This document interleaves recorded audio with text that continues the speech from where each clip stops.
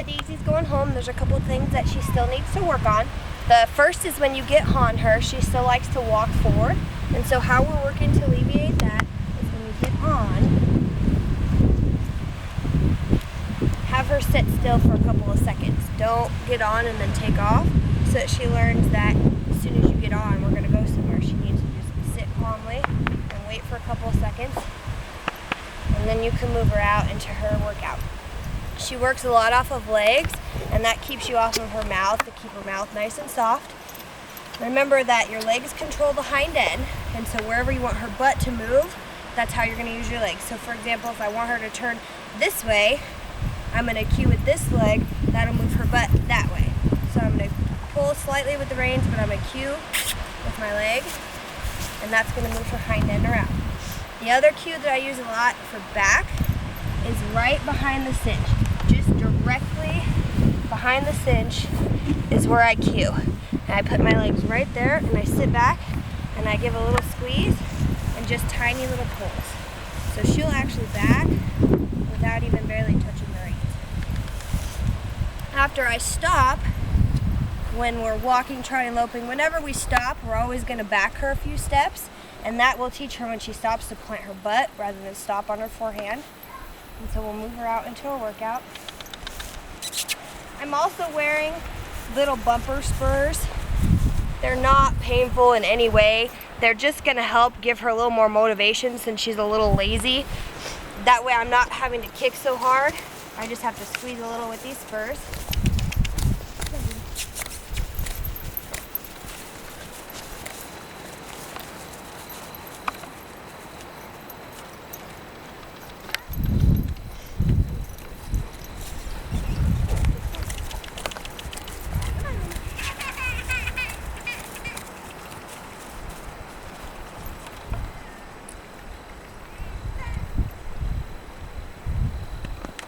And when I stop, I'm going to sit.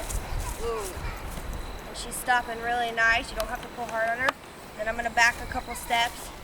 So you saw when she stopped, she sat back too. And that's a nice way to stop. She's still working on neck reining. And so the way you're going to work on that at home is always, again, use your legs to cue. You're going to pull a little bit out. You're also going to push with this rein. So eventually she'll learn that you don't need to pull on this rein. You'll just have to go like this, and she'll turn. So every time you ride her, that's something she needs to be worked with too.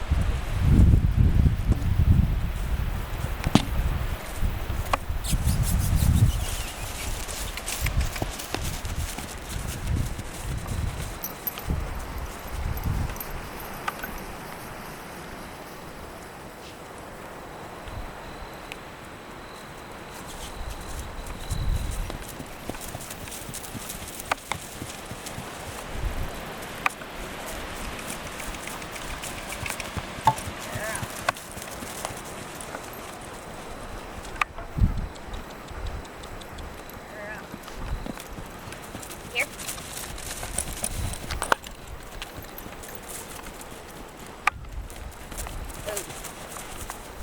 Very nice. So you can see she's working really well. She's just a little bit stubborn, and that's something you'll have to always remember is to accomplish whatever you set your goal out to be.